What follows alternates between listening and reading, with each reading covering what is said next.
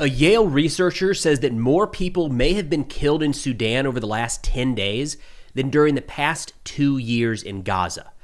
Let that sink in. The fact that that comparison is even on the table means that experts believe tens of thousands could have been brutally murdered in the last couple days. This deserves a lot more attention than it's getting. Now, the longer this goes on, the less likely we are to get reliable information, as reports are now coming out that the RSF, or Rapid Support Forces, those accused of committing these atrocities, are digging up mass graves to hide their crimes. So let's get into what we know. Starting out with an assessment here from Nathaniel Raymond, the director of the Humanitarian Research Lab at Yale School of Public Policy, talking with CNN a few days ago to help provide some context, the scope of what is happening in Sudan right now. Well, right now we're talking about a mass casualty event that could rival Hiroshima and Nagasaki. Just the bodies we can see on the ground is multiple 9/11s. And so the point is, a message to anyone, do something. We're in a matter of hours or days is the scale of time we're working on here. And so call your congressperson, call your senator, do whatever you can now, but we're running out of time. Now, from what I can tell, the Yale Humanitarian Research Lab is really leading the charge in a lot of the assessments around what's going on in Sudan right now. So we've got quite a bit here from their executive director, Raymond, who was quoted in Al Jazeera on Tuesday that based off of the UN figures and what can be seen on the ground in El Fasher, quote, more people could have died in 10 days than have died in the past 2 years of the war in Gaza. That's what we're talking about. That's not hyperbole. And to give you an idea of that scale, this is, again, being quoted in Al Jazeera. They say in that same paragraph, more than 68,000 Palestinians have been killed in Israel's war in Gaza since October 7th, 2023. So the number they're using as a comparison is 68,000. Staggering what could be happening right now in Sudan. In fact, turning back to Raymond again on CNN, he compares this situation to the Rwandan genocide. On Monday morning, we received word that 1,200 had died in El Fasher. By evening, sources said 10,000. By Tuesday, we couldn't reach them. And then, meanwhile, we're seeing a velocity of killing that can only be compared to the Rwanda genocide. And again, for a little bit of context there, that genocide resulted in the death of between 500 and 650,000 people. So this is a very significant loss of life playing out right now. Now, continuing on with the Al Jazeera reporting, Raymond added that the RSF have begun to dig mass graves to collect bodies throughout the city. Quote, they're cleaning up their massacre. And as a little bit of a reminder, the Sudanese Armed Forces, or SAF, left El Fasher about a week ago, a little more than a week ago, and abandoned their posts there as the RSF moved into what was previously a humanitarian hub. Without the military forces there, they opened fire. They went into a hospital, killed patients, their family members, and doctors. The death toll there was estimated to be between 400 and 500. And right as soon as that happened, we started to see satellite imagery provided by, with an analysis done by, the Yale Humanitarian Research Lab. And we're going to run through more of that today. The killing was so staggering that they were able to see the blood-stained earth from satellite imagery and bodies from satellite imagery. That is hard to imagine. Continuing with the Al Jazeera reporting, they say amid global condemnation, the RSF and its reporters have tried to downplay the atrocities, accusing allied armed groups of being responsible. The RSF's leader, known as Hemeti, has also promised an investigation, and he did right out the gate say, don't worry, any foul play, we're going to look into it. And I should note at this point that the RSF has a long history of brutal atrocities against civilians throughout Sudan.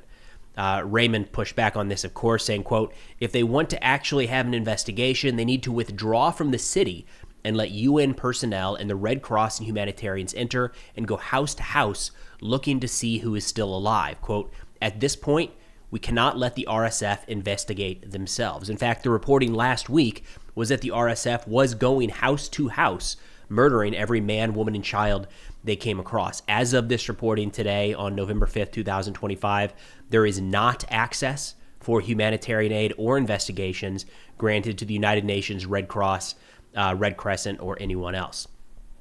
Now, there are a lot of really graphic images coming out of Sudan right now. Unfortunately, there are some being shared that I'll put up on the screen here that are not accurate. So this is one that has gone relatively viral on the internet, purporting to show a large number of bodies massacred in one area with the blood pooling up there. This is a watering hole for cattle. Again, there are countless videos and pictures showing the atrocities in Al-Fasher right now, but for whatever reason, this one seems to be getting a lot of attention. Benjamin Strick over on X, an open source intelligence analyst, put together a one-to-one comparison here, and what he points out is if you just go back on Google Maps, Google Earth to 2022, you can see that same spot. It's cattle gathered around a watering hole. So again, lots of awful pictures coming out. This one, when you see it, just know that it's being misidentified, whether on purpose or not. Now, looking at some of the imagery coming out, again, turning to the Yale Humanitarian Research Lab, they released a couple pictures here in the last couple days. We'll put up on the screen. This first one, they say analysis of satellite imagery collected on the 1st and 2nd of November of the former Children's Hospital shows new dark-colored objects measuring approximately 1 to 3.2 meters in length, new thermal scarring where a cluster of objects was previously identified, and disturbed earth measuring 15 by 14 meters appears that is not previously seen in prior imagery from 28 October. Imagery collected 02 November shows an open trench with the plot of disturbed earth. It appears covered in imagery collected on 03 November. Children's Hospital in that one. Another one here, they say an analysis of imagery collected between 30 October and 1 November over Al-Fasher shows the new presence of at least 12 individual white oblong objects measuring approximately 1.38 to 1.8 meters in length, located 5 meters south of a mosque. Adjacent to the white objects is a new earth disturbance of overturned earth approximately 5 meters in length. The 5 meters in length, of course, being what appears to be an open trench. They say imagery collected on 03 November shows the white objects are no longer present. The earth disturbance remains visible. Again, the Yale Humanitarian Lab is accusing the RSF right now of going through some of these graves, burying a lot of the bodies, and then maybe digging some of them up and relocating some.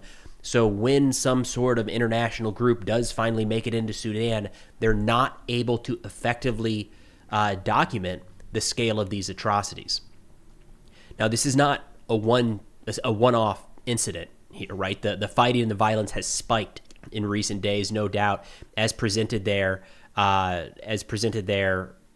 by Nathaniel Raymond, but the fighting is actually continuing to spread. And we got reports just yesterday, well, a couple big ones here. First off, overnight, it looks like the RSF shot down a Sudanese armed forces cargo plane. We've got some imagery here or some videos here of that incident. According to Defense Blog, they say Sudan's Rapid Support Forces say they shot down a Sudanese Air Force IL-76 Candid transport aircraft on November 4th, claiming that all personnel aboard were killed. Clash reports stated that the RSF used a Chinese-made FK-2000 air defense system to strike the aircraft. The system, according to the Post, was supplied to the RSF by the United Arab Emirates. The RSF has not issued a detailed description of the engagement method, and the Sudanese military has not commented on whether an anti-air system was involved. Again, RSF is backed by the UAE, so that would not be all that shocking. Not a lot of details on that shoot-down, but that's pretty notable that that happened at all. On the ground, ABC is reporting an attack by the RSF on the Sudanese city of El Obeid in the northern capital of Kordofan province that just killed more than 40 civilians. They say the RSF fighters launched the attack, killing at least 47 people, including 9 women, according to the Sudan Doctors Network. They say the network described its concerns about the horrific crimes by the RSF, describing it as, quote, a scene that epitomizes the most grotesque forms of human rights violations and systematic killings. They say it has received field reports indicating that dozens of bodies were piled up inside of homes after the RSF prevented the victims' families from burying them. It's unclear if those were the bodies from the latest attack. Again, something to keep in mind as this plays out, the longer it goes on without anyone able to get into that location, is the RSF is likely to try to do whatever they can to cover up these atrocities. Now, following the last video when we discussed this, I saw a lot of comments asking about what the United States is doing or what the United Nations is doing. There is outcry at the United Nations. We are hearing them speak up and say this is ongoing, and it sounds like they're trying to get in there. and they're not. The United States they're not able to get in. Nobody's able to get in there right now.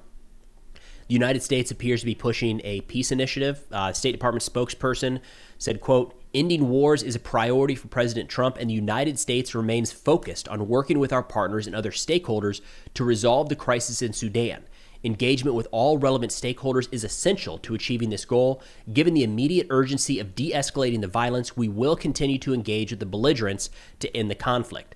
And this isn't new. There were peace talks going on during the Biden administration. Those did not really make any progress. The war kind of stalled a little bit. The Civil War never stopped, but it sounds like there has been some momentum gained in the last few months under what is being called the Quad in September. That's the United States, Egypt, Saudi Arabia, and the United Arab Emirates. So there are talks happening. No indication that anything has actually materialized. Either way, a couple big things to watch out for in the coming days. I would expect the Yale Humanitarian Research Lab to put out more satellite imagery. We'll keep an eye on that. Of course, peace negotiations, if there is any progress there, hopefully that will see some movement in the right direction. And then, of course, any possibility of humanitarian workers from any organization being able to work their way into, especially Al Fashir, but really anywhere right now held by the RSF as they continue these attacks across the country, specifically targeting Sudanese civilians. That's all we got for now. Thanks for watching, and I'll see you all next time.